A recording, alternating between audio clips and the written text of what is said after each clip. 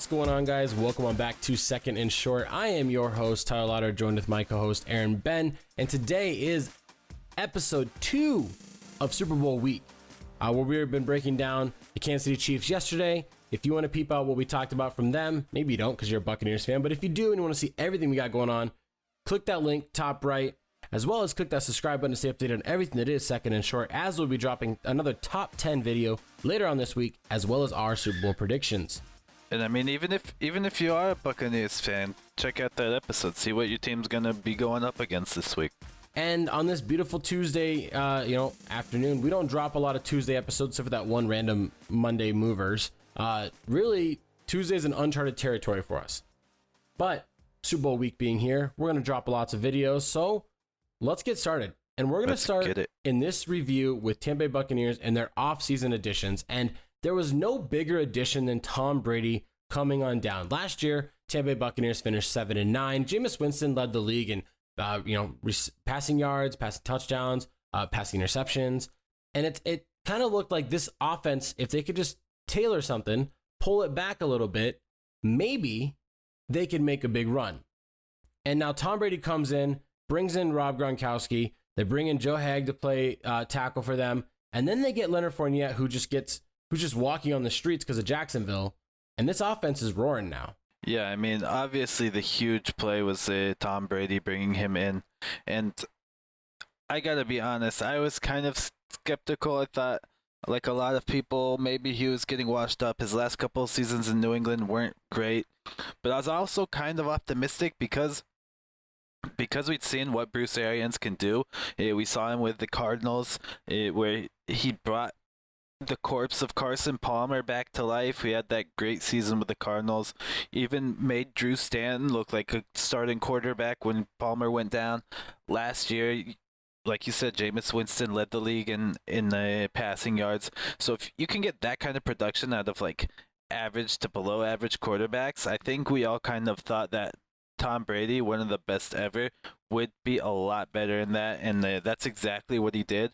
I mean, even if we're comparing to the 2019 season where he had just over 4,000 yards, only 24 touchdowns to just 8 interceptions, this year had 65% completion percentage. He had 4,600 yards. He had 40 touchdowns, 12 interceptions. He just looked like he brought him back to life. And I know there's this period in the middle of the season where it kind of looked like people were talking about he can't do the deep ball. He can't complete passes down the field. He and Arians are not on the same page.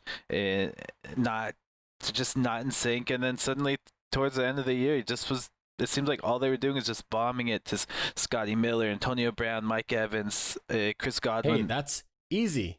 That's the alleged fastest wide receiver in the game, Scotty Miller. You gotta pay some respects there when you say his name. Scotty Miller. Put some respect on Scotty Miller.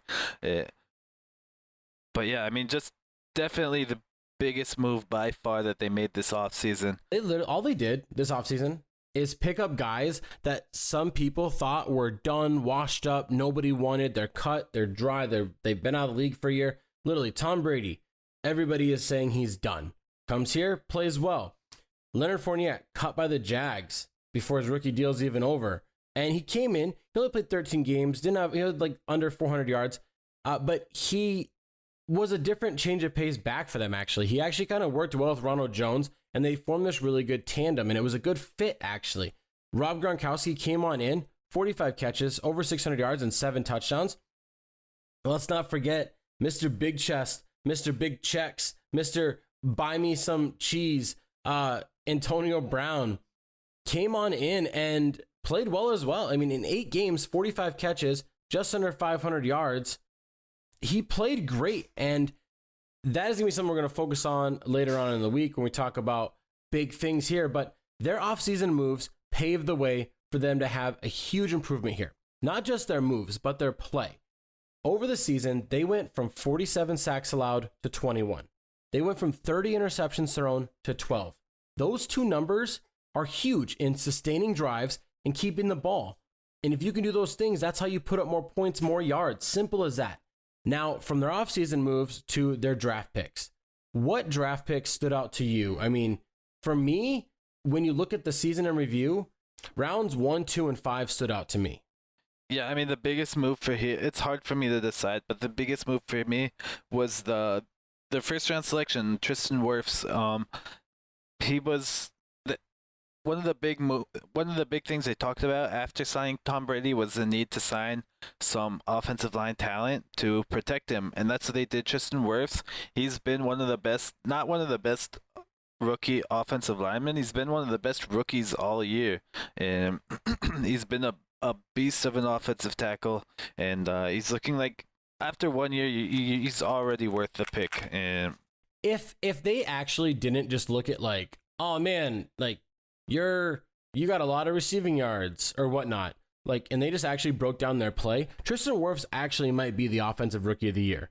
But unfortunately, they don't really hand out those trophies there. It's more flash in the pan type things. Not saying that Justin Jefferson who's probably gonna be a contender, Justin Herbert, who's a contender. Not saying those guys don't deserve it, all the recognition. But Tristan Wirfs needs to get some more respect thrown on his name, and I think should have been looked at as maybe the best rookie of this year. I agree. Who was their rookie pick that really popped out to you, Tyler?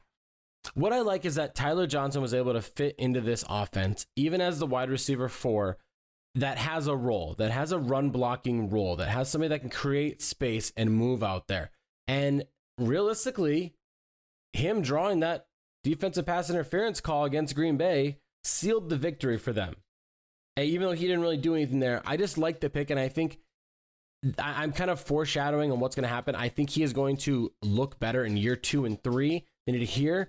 But clearly, outside of Tristan Wirfs, maybe a potential defensive rookie of the year was Antoine Winfield Jr. I mean, you could remove that junior, and I wouldn't have known if it was his dad playing or as a vet or him as a rookie. Like, I couldn't tell the difference. He played phenomenal, constantly left to right, sideline to sideline, getting tackles, making big plays. And I think this guy's going to be a staple of this defense for a long time.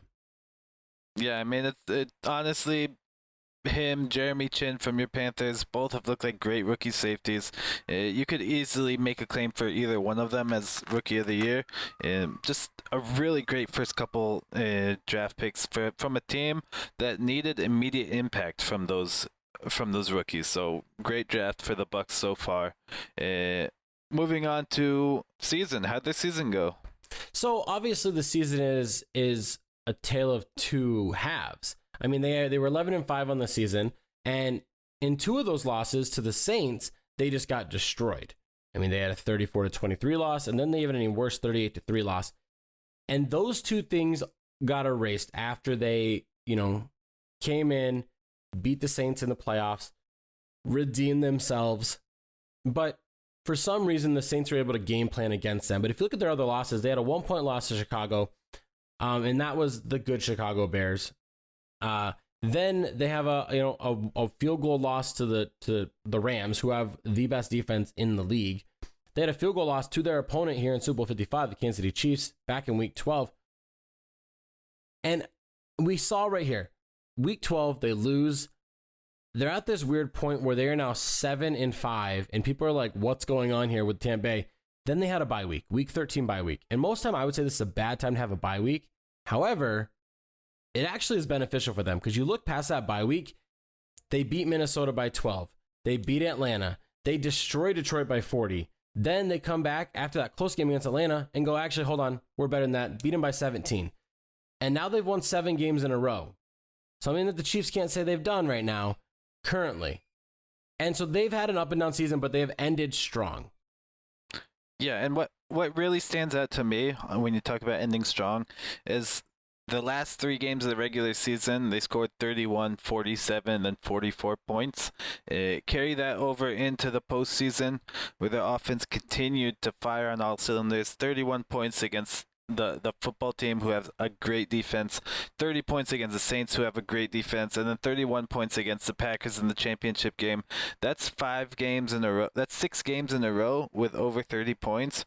And as long as we're talking about teams that are looking on fire, when we talked about the Bills last episode, the Buccaneers are looking as on fire as you can be at this point in the season in terms of offense. with the postseason, let's talk about that. Let's dive a little deeper in there. They had to go on the road 3 times. They have to fly up to Washington, fly over to New Orleans, and then up to Green Bay. And everybody's all mad because we're having, for the first time, Super Bowl 55. Finally, a team is playing in their own stadium in the Super Bowl. It was bound to happen eventually. It looked like a curse. But people are saying that it's rigged and this isn't fair. Like, dude, they had to go on the road 3 times in a row. Like, yeah, I mean, if that doesn't prove you belong, I don't know what else you can expect from anyone.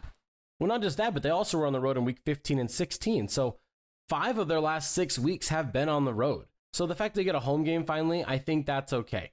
And they dominate in the playoffs overall. And it's different ways of domination. I mean, they beat Washington on the heels of a good offense, just out-dueling the opposing Washington team. Then they beat New Orleans on a game of capitalization of turnovers. And then Green Bay, it was more so a tale of 2 halves where we had Tom Brady do really well in the first half. And then third quarter, he starts playing a little poor, bad decision-making, some interceptions are thrown, turnovers, and the defense holds strong. They are so good at so many levels that it's honestly going to be scary for Kansas City to try and stop them from top to bottom. Because even if you stop one side of the line, the other side starts stepping up and playing really well. Yeah, and another thing that kind of really stands out to me about this offense is the amount that the amount that Tom Brady was able to spread the ball around. First of all, shout out to Mike Evans for his 7th straight year with over 1,000 yards in a season. Yeah, 7 consecutive. That's insane. 7 consecutive 1,000-yard seasons to start his career, no less. But Brady really spread the ball around. Chris Godwin also at 840 yards. Rob Gronkowski, who had a kind of a slow start to the season, just ended up with 600 yards. Scotty Miller, 500 yards. Antonio Brown played 8 games and ended up with just under 500 yards. So this offense, I just love watching Bruce Arians' offense. They know how to spread the ball around, and they know how to get the ball to just about everyone on the field, it's a lot of fun to watch. No, and it shows. Tom Brady was the number 3 passer this year in passing yards, and they were the number 3 team in points scored. And what's even better about that and crazy is that they were number 25 in time of possession. They barely were on the field because they were scoring so fast sometimes. But really, for me, the thing that stands out the most before we get out in here is the defense. I mean, they are number 1 in rushing yards allowed, number 1 in rushing touchdowns. They've only allowed 10 rushing touchdowns all regular season. They're number 12 in red zone touchdowns, number 6 in yards total, 9 in points allowed. They're number 4 in sacks in the season, 48 sacks, 15 interceptions, 15 fumbles forced, and 16 fumble recoveries. They are literally top to bottom, maybe the best team in the NFC. Green Bay made a big argument, but they shut that down last week. And I have a rule. And we'll talk about this later when we make our predictions, but you never bet against Tom Brady until he's eliminated. That's the only time you're allowed to place a bet on Tom Brady not winning a game is when he's not playing in it. That's just my rule. And entering now, we have to talk about this. Entering his 10th Super Bowl, he is now going to be playing in 18% of all Super Bowls played, which is, for him, 50% of his career will take place in the Super Bowl. Yeah, that's a crazy number. We'll get onto this in the offseason. I don't care what you say. That will never be matched. Ever. That's insane. Yeah, I mean, it's just an unbelievable stat. I agree. I don't think it's ever going to be broken unless suddenly we see Pat Mahomes go off for 10 Super Bowls in a row. But yeah, I realistically, I don't see that ever being broken. And that's going to do it for us here on this episode breakdown of the Tampa Bay Buccaneers and their season review, preview of the Super Bowl type thing. Thank you guys for joining us on in here and listening to episode 2 of 4 for Super Bowl week here on Second and Short. We got big things coming for you guys, so please stay subscribed down below to stay updated on everything that is Second and Short. Again, peep the link from yesterday's episode to catch up on the opposite side, AFC, and also check us on social media as we do have a brand new social media connoisseur running our Twitter. Yeah, he's a terrible person, but he'll be running our Twitter account, just tweeting out pretty much every day with polls and interactive stuff like that. And also feel free to check us out on Facebook, where we update every episode that comes out. Also Instagram, where we update not only every episode, but we'll have like 2 or 3 posts a week about news updates, injury reports, fantasy stuff. We have pick'ems in our story every football Sunday. So stop in. Feel free to send us a DM, whatever you like, whatever platform, whatever time of day. Thank you guys for listening, and good luck to your Tampa Bay Buccaneers.